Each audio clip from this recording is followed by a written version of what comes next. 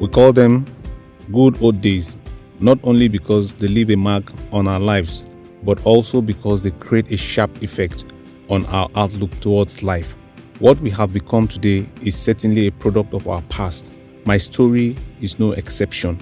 I'm a product of my past. Michael Kwaghza is my name, but my friends call me by my native name, Yorshe, or better still pronounced as Yorshe.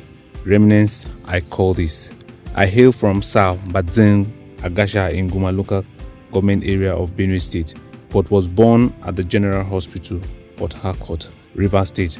I grew up in different locations in Nigeria by virtue of the fact that my father was a soldier. You only need to grow up in such an environment to be able to appreciate the beauty of a nation called Nigeria. Life was indeed what was coined as Wazobia, covering all the major languages in Nigeria. Like they say, education is not only reading and writing. I didn't grow up within my tribe. I grew up with different tribes, so by the time I became an adult, I had already blended because I have a little understanding of everyone's background and nuance. Living and growing up in the barracks exposes you to different culture, tradition, and custom. Apart from your name, which sometimes reveals your origin, you will discover relationship has no barrier. In the barracks, your best friend could be the Yoruba, while you are Hausa or Igbo. Such was the beauty of my glorious past. And that is why I can proudly speak Hausa, I can speak Yoruba, and then I can speak my own native language. I am the second among 6 siblings, 4 boys and 2 girls. So I had to grow up quickly. You won't even have a disciplinarian, no nonsense father like mine and not grow up quickly. I learned to be independent in life early. I would clean the house. Basically, these days we look at it as the girl child duty. But then I would clean the house, wash the dishes, wash my parents' clothes, and even hawk in the street from Elele in Rivers State down to the streets in Lagos, because we're staying in Bonicam. The story was the same. Did I see it as child labor then? No. I saw it as augmenting the family income. So it is as helping my parents to make ends meet. I saw it as a training ground for commerce and build up for being streetwise. Above all, it was fun. I went to Army Children's School Bonicam, completed my secondary education at Government Secondary School Agasha, eventually attended Lagos State University. Growing up, of course, boys will always be boys. I had my fair share of pranks too.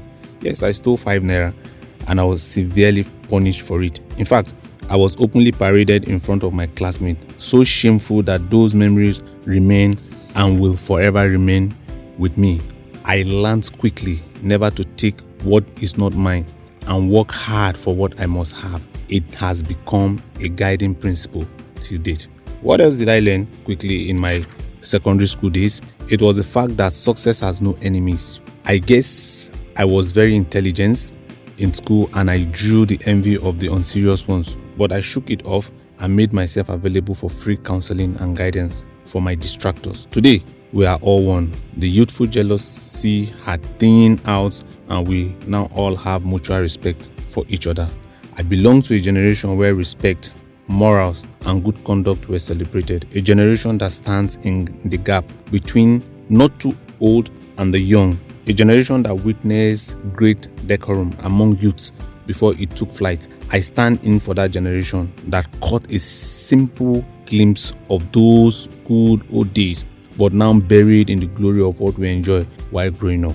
Can Nigeria ever get back to this time again? Can we move from this seemingly impossible situation to a level of creating achievable goals? Yes, we can. We can reenact those great good old days of family values. Those days when what matters most to us has been taught by our parents and guardians, where kindness, self-compassion, integrity, responsibility, mutual respect, honesty, flexibility, and fairness. Days when the values of hard work was placed well and above luck and reaping where you did not sow. Unfortunately, these values have taken flight in most homes and amongst most of our youths today. Governance is a reflection of our values. Leadership is equally a reflection of our values. For leadership to be of value, upbringing matters. I am an ardent believer in a greater Nigeria. We can change the narrative. Our youth must be made to embrace those times tested values of yesteryears that made some of us who we are today. Our leaders must borrow a leaf from the vibes of the past to fashion out a tomorrow that will be greater. Our children certainly deserve a better and brighter future. We can make it happen by making sure from our own little space we do our bit and right the wrongs. To this end, I therefore join Sir Shemore Badejo in this patriotic drive towards a better and brighter tomorrow, not only for our youth, but for ourselves too. Thank you.